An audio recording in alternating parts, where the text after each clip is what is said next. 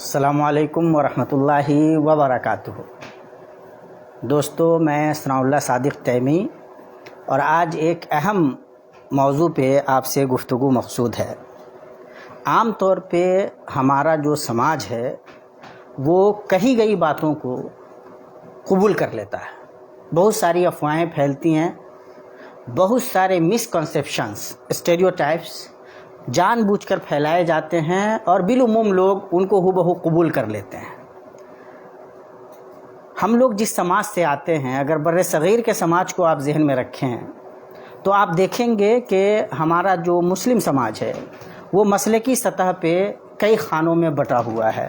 سنی مسلمان بھی مختلف مسلکوں میں بٹے ہوئے ہیں اور یہ بٹوارا سماج کو نظر آتا ہے۔ پڑھے لکھے لوگوں کو بعض دفعہ پریشانیوں کا بھی سامنا ہوتا ہے، وہ سمجھ نہیں پاتے ہیں کہ یہ معاملہ کیا ہے۔ ایسے میں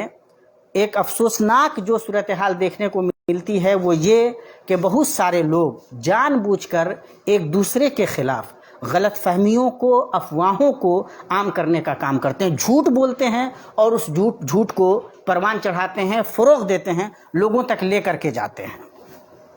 ہم نے مختلف مواقع سے ان چیزوں کو محسوس کیا ہے۔ پچھلے دنوں میری ملاقات ایک صاحب سے ہوئی، ایک ہمارے بھائی ہیں، حرم میں کام کرتے ہیں، بات ہونے لگی تو پتہ یہ چلا کہ انہیں اہل حدیثوں کے بارے میں عجیب و غریب باتیں بتائی گئی ہیں۔ انہیں یہ بتایا گیا ہے کہ یہ لوگ قرآن و حدیث کو اصلاً نہیں مانتے، یہ منمانی کرتے ہیں، یہ دین پہ عمل نہیں کرتے، یہ اپنی خواہشوں کی پیروی کرتے ہیں، ان کو اللہ رسول سے کوئی محبت نہیں، یہ ائمہ کے باضابطہ گستاخ ہیں، یہ ان کی بات نہیں مانتے، یہ اپنے طور پہ سب کچھ کرتے ہیں، ان کے یہاں کوئی اصول نہیں ہے اور یہ دراصل ایک طرح سے فتنہ کا درجہ رکھتے ہیں۔ یہ باتیں مختلف مواقع سے بعض معتبر علماء کی طرف سے بھی، مختلف مسلکوں کے معتبر جو آواز کہلاتے ہیں، جو پہچان کہلاتے ہیں، وہ لوگ بھی یہ باتیں کرتے ہیں اور مجھے تعجب ہوتا ہے کہ یہ لوگ اس طرح کی باتیں اتنی آسانیوں سے بغیر اللہ سے ڈرے ہوئے کیسے کر سکتے ہیں۔ ایسے میں یہ ضرورت محسوس ہوئی کہ یہ سوال عام طور پہ پوچھا جاتا ہے یا یہ بات ذہن میں آتی ہے کہ کسی کے اہل حدیث ہونے کا مطلب کیا ہے؟ کیا واقعتاً کسی کے اہل حدیث ہونے کا مطلب یہ ہے کہ وہ اپنے خواہش نفس کی پیروی کرتا ہے اور اس خواہش نفس کے مطابق دین کی تعویل و تشریح کرتا ہے؟ کیا اس کا واقعتاً مطلب یہ ہے کہ وہ اپنے سے پہلے کے ائمہ میں سے کسی کی کوئی بات نہیں مانتا، ان کا کوئی احترام نہیں کرتا، دین کی اپنے انداز میں تشریح کرتا ہے اور اپنے سہولت کے حساب سے عمل کرتا ہے؟ کیا یہ مطلب ہے کہ ان کو اللہ اور اس کے رسول سے کوئی محبت نہیں ہے؟ دراصل یہ ملت کے لیے فتنہ کا درجہ رکھتے ہیں۔ یہ بات اور ان سوالوں پہ غور کرنا اور حقیقت کی روشنی میں جائزہ لینا اس لیے ضروری ہے کہ جب ہم قرآن و سنت کا مطالعہ کرتے ہیں تو ہم اس نتیجے پہ پہنچتے ہیں کہ اللہ تبارک و تعالیٰ نے مسلمانوں سے جو مطالبہ کیا ہے، اللہ تبارک و تعالیٰ کا جو حکم ہے، اللہ تبارک و تعالیٰ کی طرف سے جو تقاضا ہے وہ یہ ہے کہ مسلمان کتاب و سنت پر عمل کرے، مسلمان اللہ تبارک و تعالیٰ کے اتارے ہوئے دین کے مطابق چلے، وہ دین جو اللہ تبارک و تعالیٰ نے اتارا ہے اور جس کی تعبیر و تشریح رسول پاک صلی اللہ تعالیٰ علیہ وسلم نے کی ہے۔ اللہ تبارک و تعالیٰ کا فرمان ہے، یا ایھا الرسول بلغ ما انزل الیک من ربک وَإِن لَّمْ تَفْعَلْ فَمَا بَلَّغْتَ رِسَالَتَهُ وَاللَّهُ يَعْصِمُكَ مِنَ النَّاسِ یا ایھا الرسول بلغ ما انزل الیک من ربک، اے محمد صلی اللہ علیہ وسلم اس چیز کی تبلیغ کیجئے جو آپ کے اوپر آپ کے رب کی طرف سے نازل کی گئی ہے۔ گویا کہ اللہ کے نبی صلی اللہ تعالیٰ علیہ وسلم کو جو تبلیغ کرنی تھی وہ اللہ تبارک و تعالیٰ کے اتارے ہوئے دین کی تبلیغ کرنی تھی، اپنی طرف سے کسی چیز کی نہیں کرنی تھی۔ اسی لیے اللہ تبارک و تعالیٰ نے نبی صلی اللہ تعالیٰ علیہ وسلم کے بارے میں بتایا، وَمَا يَنْطِقُ عَنِ الْهَوَىٰ إِنْ هُوَ إِلَّا وَحْيٌ يُوحَىٰ، اللہ کے نبی صلی اللہ تعالیٰ علیہ وسلم اپنی طرف سے کچھ نہیں کہتے، وہی کہتے ہیں جو اللہ تبارک و تعالیٰ سے کی طرف سے ان پر وحی کی جاتی ہے، یعنی اللہ کے نبی صلی اللہ تعالیٰ علیہ وسلم بھی اس بات کے پابند تھے کہ اللہ تبارک و تعالیٰ جو دین اتار رہا ہے، جو دین نازل کر رہا ہے، اسی دین کی تبلیغ کریں۔ اپنی طرف سے اللہ کے نبی صلی اللہ علیہ وسلم کسی دین کی تبلیغ نہیں کر سکتے تھے، کچھ نہیں بتا سکتے تھے۔ اسی لیے سیرت کی کتابوں میں، حدیث کی کتابوں میں مختلف واقعات صحیح سند سے درج ہیں کہ جب اللہ کے نبی صلی اللہ تعالیٰ علیہ وسلم سے سوالات کیے گئے اور آپ صلی اللہ تعالیٰ علیہ وسلم کے پاس ابھی وحی کی روشنی نہیں آئی، تو اللہ کے نبی صلی اللہ علیہ وسلم خاموش رہے۔ آپ صلی اللہ تعالیٰ علیہ وسلم نے انتظار کیا، اور جب وحی آ گئی، اللہ تبارک و تعالیٰ کی طرف سے وضاحت آ گئی، روشنی آ گئی، تو آپ صلی اللہ تعالیٰ علیہ وسلم نے بتلایا۔ یعنی اللہ کے نبی صلی اللہ تعالیٰ علیہ وسلم نے اللہ تبارک و تعالیٰ کے دین کو ہو بہو انسانوں تک، مسلمانوں تک، کائنات تک پہنچانے کا کام کیا۔ وَلَوْ تَقَوَّلَ عَلَيْنَا بَعْضَ الْأَقَاوِيلِ لَأَخَذْنَا مِنْهُ بِالْيَمِينِ ثُمَّ لَقَطَعْنَا مِنْهُ الْوَتِينَ فَمَا مِنْكُمْ مِنْ أَحَدٍ عَنْهُ حَاجِزِينَ۔ اللہ تبارک و تعالیٰ نے اللہ کے نبی صلی اللہ تعالیٰ علیہ وسلم کے بارے میں یہ انتباہ دیا کہ اللہ کے نبی صلی اللہ علیہ وسلم بھی اگر ہمارے اوپر اپنی طرف سے باتیں گڑھ لیں تو ہم اللہ کے نبی صلی اللہ علیہ وسلم کا بھی شہرک کاٹ دیں گے۔ آپ تصور کر سکتے ہیں کہ یہ کتنی بڑی بات ہے۔ تو یہ جو دین ہے، دین اسلام، یہ اللہ تبارک و تعالیٰ کی طرف سے باضابطہ امانت ہے، اور اس امانت میں خیانت کرنے کی گنجائش بالکل نہیں ہے۔ یہ صلاحیت اللہ پاک نے کسی کو نہیں دی۔ انا عرضنا الامانۃ علی السماوات والارض والجبال فابین ان یحملنها واشفقن منها وحملها الانسان انه كان ظلوما جہولا۔ یہ جو امانت ہے، اس امانت کو اللہ پاک نے اتارا۔ انا نحن نزلنا الذکر وانا له لحافظون، ہم نے ہی اتارا ہے اور ہم ہی اس کی حفاظت کرنے والے ہیں۔ تو اللہ کا دین اللہ تبارک و تعالیٰ کی امانت ہے۔ اللہ کے نبی صلی اللہ تعالیٰ علیہ وسلم کا کام بھی تشریح و تعبیر ہے۔ وَأَنزَلْنَا إِلَيْكَ الذِّكْرَ لِتُبَيِّنَ لِلنَّاسِ مَا نُزِّلَ إِلَيْهِمْ۔ اے اللہ کے نبی صلی اللہ علیہ وسلم، ہم نے آپ کے اوپر یہ دین، یہ ذکر اتارا ہے کہ آپ کھول کر لوگوں کو بیان کر دیں جو چیز ان کے لیے اتاری گئی ہے۔ اللہ کے نبی صلی اللہ تعالیٰ علیہ وسلم نے اسی لیے حجۃ الوداع کے موقع سے باضابطہ لوگوں سے کہا کہ کیا میں نے پہنچا دیا؟ الا هل بلغت اللہم فاشہد، کیا میں نے پہنچا دیا؟ یعنی اللہ نے جو دین دیا تھا اس دین پہ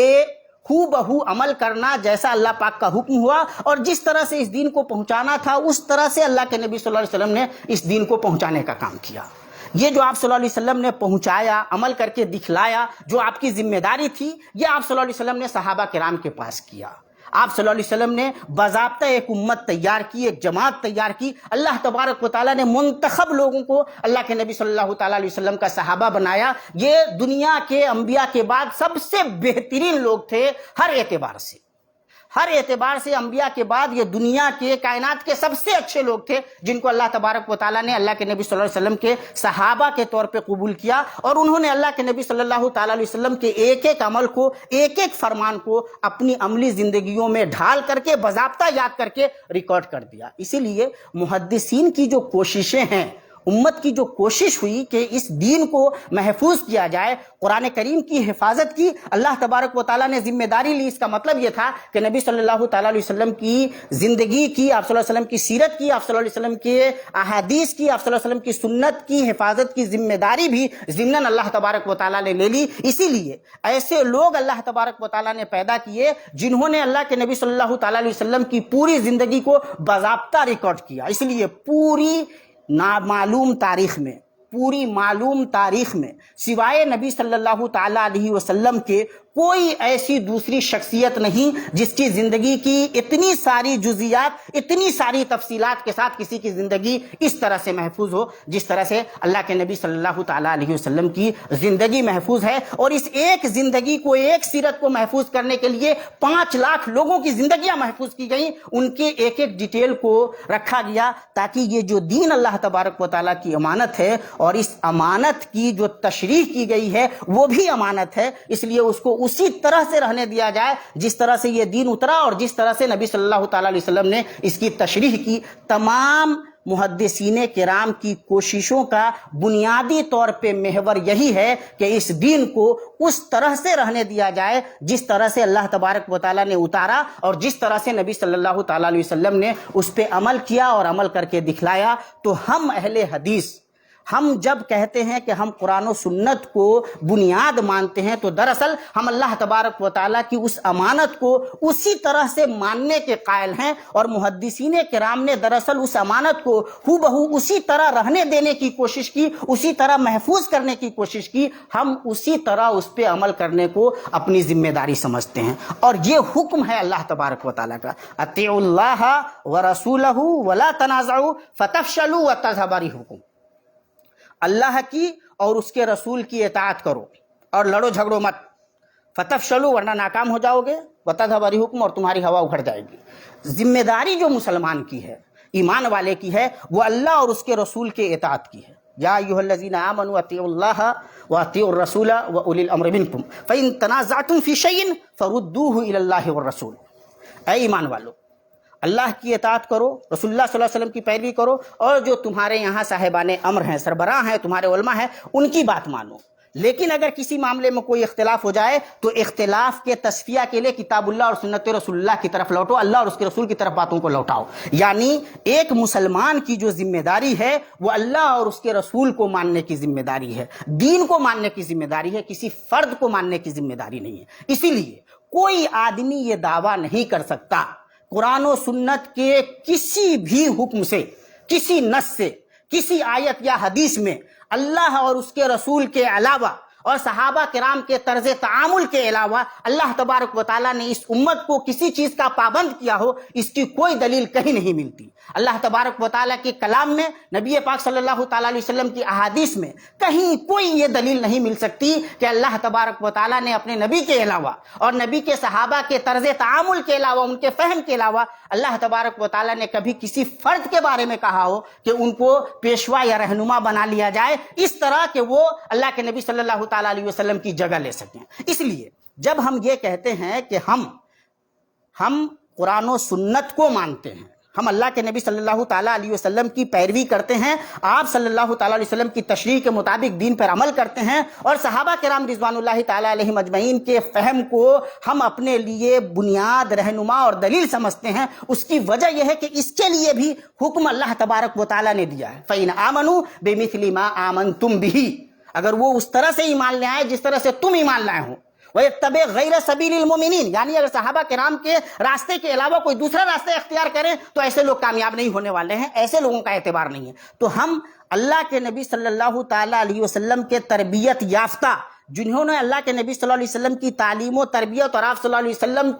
کے ارشاد و تزکیہ کے مطابق زندگی گزارا ہے، ان کے نقش قدم پر کتاب و سنت کو سمجھنے کی کوشش کرتے ہیں اور اس پہ عمل کرنے کی کوشش کرتے ہیں۔ ہم جب یہ کہتے ہیں کہ ہم خاص طور سے کسی امام کی تقلید نہیں کرتے تو اس کا یہ قطعاً مطلب نہیں ہے کہ ہم ان کی شان میں کوئی گستاخی کرتے ہیں یا ہم ان کو امام نہیں مانتے، ان کو عالم نہیں مانتے، ان کا ہم یہ حق نہیں مانتے کہ ان کی عزت کی جائے۔ مثال کے طور پہ ہم امام ابو حنیفہ رحمۃ اللہ علیہ کی تقلید نہیں کرتے، ہم امام شافعی رحمۃ اللہ علیہ کی، امام مالک رحمۃ اللہ علیہ کی، امام احمد بن حنبل رحمۃ اللہ علیہ کی تقلید نہیں کرتے، اور ان کی تقلید کے لیے قرآن و سنت میں کوئی دلیل نہیں ہے، کوئی دلیل نہیں ہے، کتاب و سنت میں ایک کوئی دلیل نہیں ہے، اللہ پاک نے کہیں نہیں فرمایا ہے، نبی صلی اللہ تعالیٰ علیہ وسلم نے کہیں یہ حکم نہیں دیا، اور کوئی آدمی یہ دعویٰ نہیں کر سکتا، اس کی کوئی دلیل نہیں ہے۔ تو اس لیے اگر ہم کسی پرٹیکولر شخص کی، کسی باضابطہ کسی ایک امام کی تقلید نہیں کرتے تو اس امام کی تقلید پر کوئی دلیل نہیں ہے، نہ کرنے کی تو 1000 دلیلیں ہیں۔ تو یہ کہنا کہ ہم اپنی منمانی کرتے ہیں یہ بہت بڑا جھوٹ ہے۔ اور اب دیکھیے سچائی پہ جب آئیے گا تو ان ائمہ نے بھی لوگوں کو منع کیا اس سے، اور ان کے ماننے والوں نے بھی جو اصلاً ان کے سب سے قریب ترین لوگ تھے انہوں نے ان کی تقلید نہیں کی۔ ذرا سا بالکل جو ٹو دی پوائنٹ گفتگو کر لیجئے، اساسیات جس کو کہتے ہیں، بالکل بنیاد پہ آ جائیے۔ امام مالک رحمۃ اللہ علیہ استاد ہیں امام شافعی رحمۃ اللہ علیہ کے، امام شافعی رحمۃ اللہ علیہ استاد ہیں امام احمد بن حنبل رحمۃ اللہ علیہ کے، یعنی امام احمد بن حنبل رحمۃ اللہ علیہ شاگرد ہوئے امام شافعی کے، امام شافعی شاگرد ہیں امام مالک کے۔ اب ذرا ان تینوں کے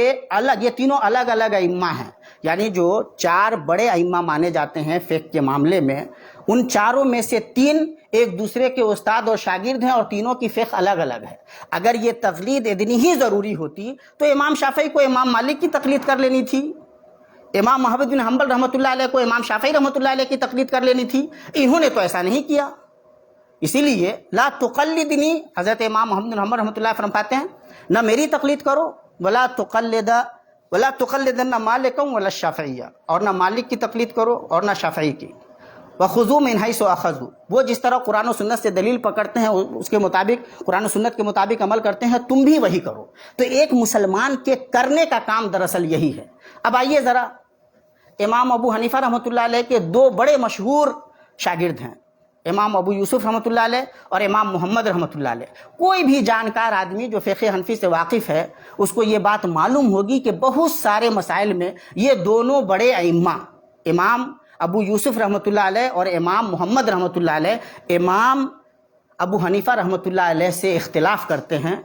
خود حنفی فقہ میں بہت سارے مسائل ایسے ہیں جن پہ مفتہ بھی قول جو ہے، یعنی جن کے مطابق وہ فتویٰ دیتے ہیں، وہ امام صاحب کا قول نہیں ہے۔ یعنی تقلید کرنے والے بھی بہت سارے معاملات میں امام صاحب کو چھوڑ دیتے ہیں۔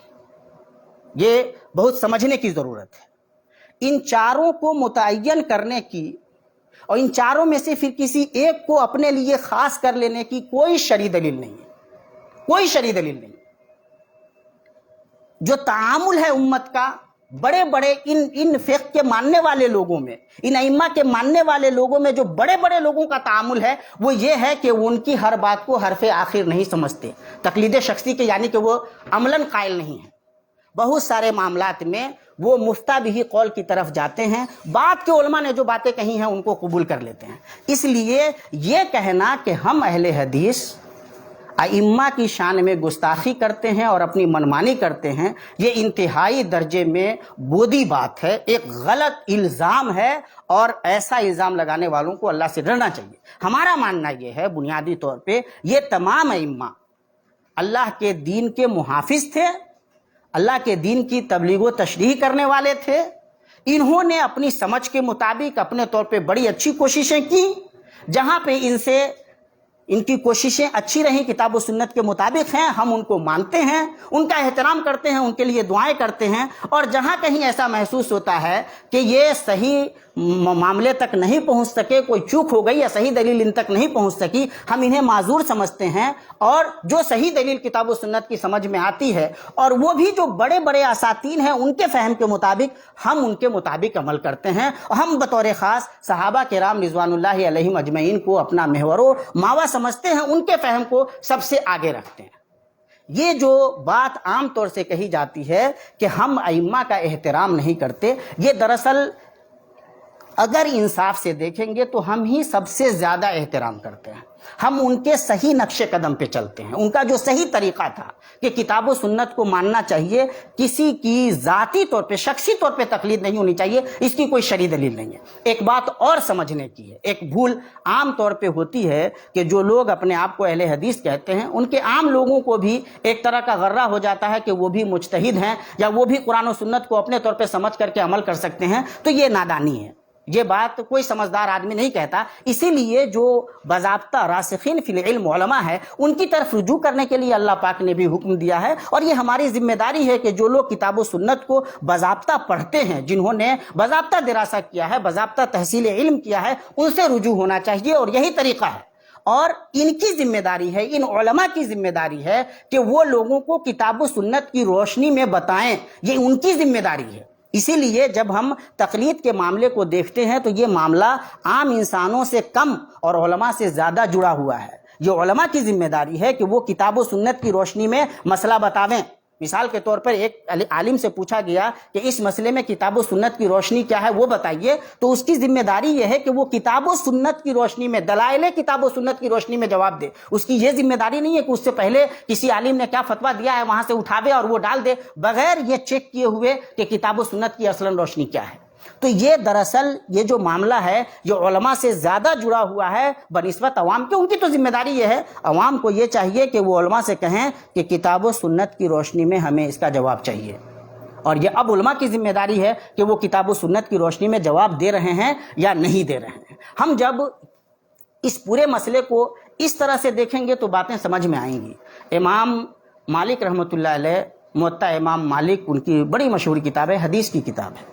امام شافعی رحمۃ اللہ علیہ نے کتاب الام لکھی، بہت مشہور کتاب ہے ان کی۔ امام احمد بن حنبل رحمۃ اللہ علیہ کی مسند الامام احمد بہت ہی حدیث کی سب سے بڑی کتابوں میں سے ایک کتاب ہے۔ اور یہ تمام لوگ بڑے ائمہ ہیں، سب ایک دوسرے کے استاد، امام مالک استاد شافعی کے، شافعی استاد امام احمد بن حنبل رحمۃ اللہ علیہ کے، لیکن جو فہم میں کہیں کہیں جو بھی ان کے یہاں اختلاف ہے اس کا اعتبار ہے باضابطہ انہوں نے کتاب و سنت کو اپنے طور پہ بھی سمجھنے کی کوشش کی، اور اپنے بعد والے لوگوں کو بھی یہ انہوں نے باضابطہ یہ راستہ دکھلایا کہ کتاب و سنت اصل ہے، ہم سے کوئی بات آج درست ہو سکتی ہے، کل ہم کسی اور نتیجے تک پہنچ سکتے ہیں۔ خود امام ابو حنیفہ رحمۃ اللہ علیہ کا بہت مشہور قول ہے، اذا صح الحدیث فهو مذہبی، جب حدیث درست ہو تو اس کے مطابق عمل کرنا ہی میرا رویہ ہے، میرا طریقہ ہے۔ تو ہم دراصل ہم اہل حدیث ہی اگر انصاف سے دیکھا جائے تو ان ائمہ کے راستے پہ چلتے ہیں، ہم ان کا احترام کرتے ہیں، ان کی عزت کرتے ہیں، ان کے لیے دعائیں کرتے ہیں، اور ہمیں پتہ ہے کہ انہوں نے بڑی کوششیں صرف کی ہے، ہم ان کے مقام کو پہنچ بھی نہیں سکتے، لیکن اس کا قطعاً مطلب یہ نہیں ہے کہ ہم اب انہیں وہ مقام دیں جو مقام اللہ اور اس کے رسول نے نہیں دیا ہے۔ یہ جو دین ہے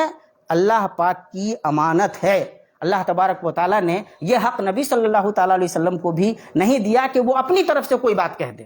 تو یہ دین دراصل اسی لیے ساری کوششیں ہر زمانے میں اسی لیے ہوئیں کہ اس نتیجے تک وہاں تک پہنچا جائے جو دین اللہ تبارک و تعالیٰ نے اتارا ہے، اس دین کو جانا جائے۔ امام بخاری رحمۃ اللہ علیہ کی زندگی پڑھ لیجئے، کہا جاتا ہے کہ انہوں نے اپنی زندگی میں حتی المقدور یہ کوشش کی کہ ان سے کوئی خلاف سنت کام نہ ہو، اور ساری حدیثیں وہ اساسیات اسلام کی ساری حدیثیں بخاری شریف میں جمع کر دیں، اور اس کے لیے انہوں نے کتنی کوششیں کی ہیں۔ امام مسلم رحمۃ اللہ علیہ کی زندگی پڑھ لیجئے، تمام آپ محدثین کی زندگیاں پڑھ لیجئے، اور کتنے سارے لوگوں کی زندگیاں انہوں نے محفوظ کی، کتنی کوششیں، کتنی مشقتیں برداشت کی، وہ صرف اس لیے کہ اس دین کو اس حالت میں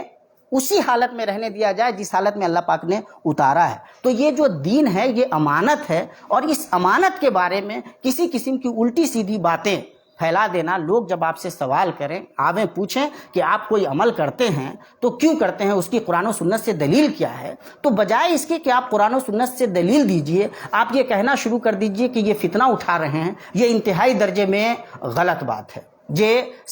جائز سوالات سے بھاگنے کی کوشش ہے، اور یہ ملت کو دراصل ڈارک میں رکھنے کی کوشش ہے۔ مجھے کہنے دیجئے، بہت سارے لوگوں کو تکلیف ہو سکتی ہے، لیکن سچ کہنا چاہیے۔ میں اپنا ایک ذاتی واقعہ آپ سے بیان کر رہا ہوں۔ میں دھنباد میں میرے والد صاحب کا کاروبار ہے، تو میں وہاں ہوتا تھا، تو میں جب نماز پڑھ رہا تھا تو ظاہر ہے میں سینے پہ ہاتھ باندھتا ہوں، رفع دین کرتا ہوں، آمین بالجہر کرتا ہوں،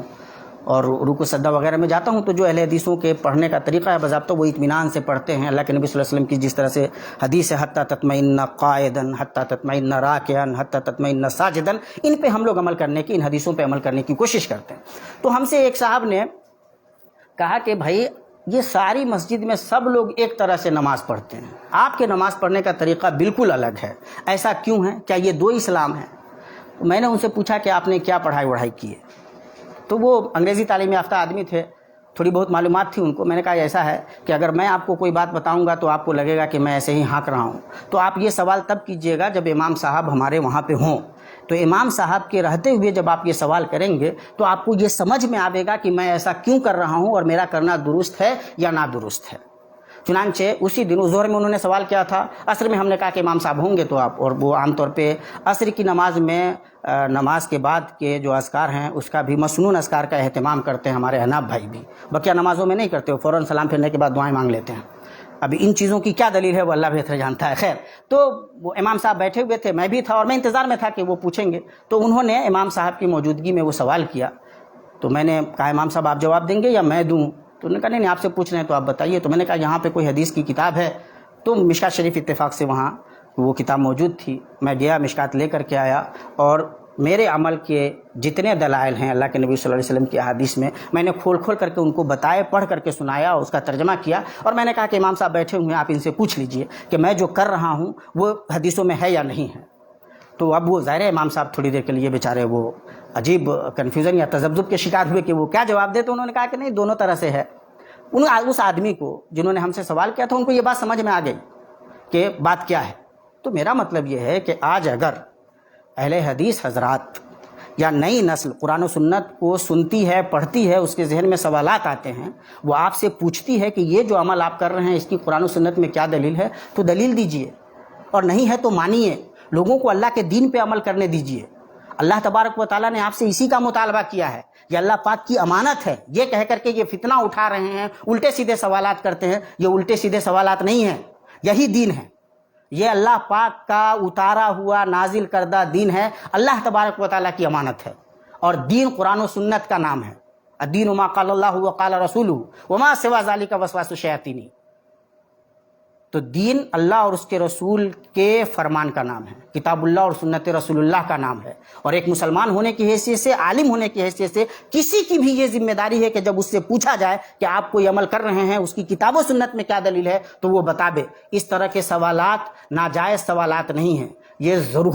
ضروری سوالات ہیں، اور امت کی ذمہ داری ہے کہ کسی بھی عالم سے یہی پوچھے کہ ہم جو یہ عمل کر رہے ہیں، اگر آپ یہ کہہ رہے ہیں کہ یہ کرنا چاہیے تو اللہ کے نبی صلی اللہ علیہ وسلم نے کب فرمایا تھا، کب کیا تھا، اس کی کیا دلیل ہے؟ اللہ تبارک و تعالیٰ نے قرآن میں کہاں فرمایا ہے، اس کی کیا دلیل ہے؟ دلیل صحابہ کرام نے کیا ایسا کر کے دکھلایا ہے؟ ان کی زندگی میں کوئی روشنی ملتی ہے؟ اگر ہے تو بتلائیے۔ تو اگر یہاں نہیں ہے روشنی تو اس کا مطلب یہ کہ روشنی نہیں ہے، یہ تاریکی ہے، اور تاریکی سے نکلنا اور نکالنے کی کوشش کرنا ہر آدمی کی، ہر مسلمان کی ذمہ داری ہے۔ اس لیے یہ جو باتیں بار بار کہی جاتی ہے، میں اپنے عام مسلمان بھائیوں کو بتلانا چاہتا ہوں کہ آپ کو حق سے روکنے کی کوشش کی جاتی ہے۔ اللہ تبارک و تعالیٰ کا دین اللہ تبارک و تعالیٰ کے کلام میں ہے، اللہ تبارک و تعالیٰ کا دین اللہ کے نبی صلی اللہ تعالیٰ علیہ وسلم کے فرمان میں ہے، کتاب اللہ اور سنت رسول اللہ کا نام دین ہے، اور طرز عمل وہ جو صحابہ کرام نے اللہ کے نبی صلی اللہ علیہ وسلم کی زیر تربیت اپنایا۔ صحابہ کرام کا مقام بھی اس لیے ہے کہ انہوں نے اللہ کے نبی صلی اللہ تعالیٰ علیہ وسلم سے سیکھا ہے، نبی صلی اللہ تعالیٰ علیہ وسلم نے ان کی تربیت کی ہے، اللہ کے نبی صلی اللہ تعالیٰ علیہ وسلم نے ان کو سکھلایا ہے، ان کا تزکیہ کیا ہے، اور انہوں نے ایک ایک عمل کو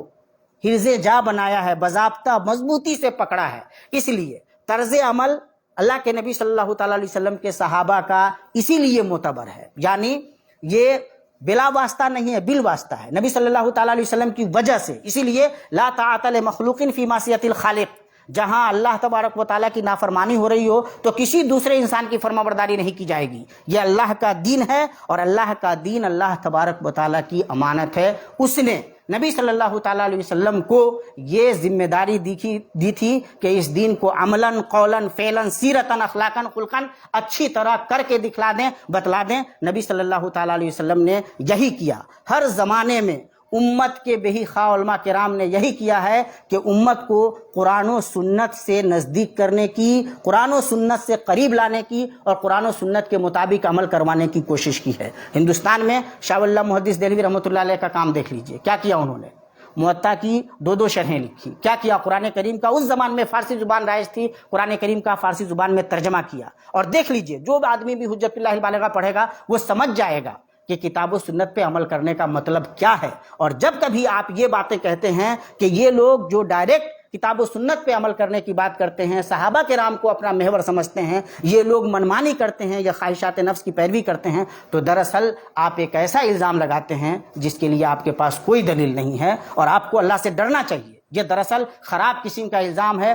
آپ جائز قسم کے سوالات سے بچنا چاہتے ہیں۔ اللہ کا دین اللہ کی کتاب میں محفوظ ہے، اللہ کا دین نبی صلی اللہ تعالیٰ علیہ وسلم کے فرمان میں محفوظ ہے، اللہ کے دین کی عملی شکل نبی صلی اللہ تعالیٰ علیہ وسلم کی سیرت میں ہے، آپ صلی اللہ تعالیٰ علیہ وسلم کی سنت میں ہے، صحابہ کرام رضوان اللہ تعالیٰ علیہ مجمعین کے طرز عمل میں ہے۔ اسی لیے ایک مسلمان سے بس اسی کا مطالبہ کیا جائے گا، اور اسی کے لیے ان کو تیار کیا جائے گا۔ یہی کام علماء کا ہے کہ لوگوں کو دین سے، اللہ تبارک و تعالیٰ کی اس امانت سے جوڑ دیں، اپنی طرف سے یا اپنے کسی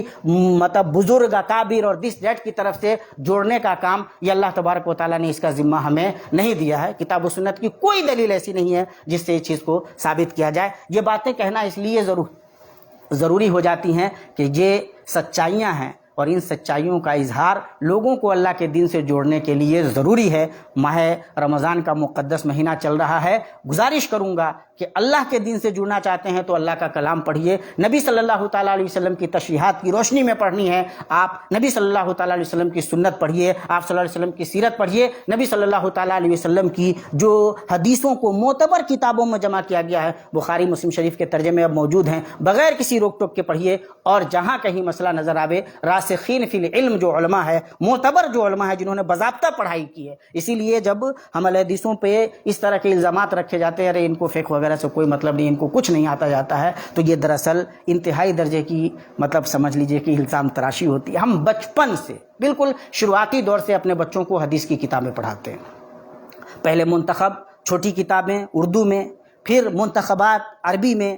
بلوغ المرام وغیرہ پڑھاتے ہیں، سواء الطریق پڑھاتے ہیں، اس کے بعد باضابطہ مشکات سے لے کر کے بخاری مسلم ترمذی نسائی ابن ماجہ مکمل پڑھانے کی کوشش کرتے ہیں۔ ہمارے ہر مرحلے میں بچوں کو باضابطہ کتاب و سنت کی تعلیم دی جاتی ہے، قرآن کریم کے ترجمے سے لے کر تفسیر ہر مرحلے میں ہم پڑھاتے ہیں، اور مکمل فوکس کرتے ہیں سنت رسول اللہ صلی اللہ تعالیٰ علیہ وسلم پر، یعنی دین کے جو دو بنیادی مآخذ اور مصادر ہیں قرآن و سنت، ہم ان کو پڑھانے کا کام کرتے ہیں، ان کو پڑھنے کا کام کرتے ہیں، اور دراصل امت سے اسی کا مطالبہ کیا گیا ہے، امت اسی کے لیے جواب دہ ہے، یہی اس کا کام ہے اور یہی اس کو کرنا چاہیے۔ اس کام کے کرنے والے لوگوں کے خلاف لوگوں کو ورغلانا، یا کوئی اگر سوال کرے کہ بھائی آپ کے اس عمل کی کتاب و سنت میں کیا دلیل ہے، تو اس کو فتنہ قرار دینا، یہ دراصل جائز سوالات سے بھاگنے کی کوشش ہے، اور ایسے لوگ یقینی طور پر بھاگ نہیں پائیں گے۔ اللہ تبارک و تعالیٰ نے اپنے دین میں کشش رکھی ہے، لوگ کتاب و سنت کی طرف واپس آئیں گے ہی۔ ہماری یہی ذمہ داری ہے کہ ہم اس دین کو لوگوں تک ہو بہو پہنچانے کی کوشش کریں۔ اقول قولی ھذا واستغفر اللہ لی ولکم ولسائر المسلمین فاستغفروہ انہ ھو الغفور الرحیم۔ والسلام علیکم ورحمۃ اللہ وبرکاتہ۔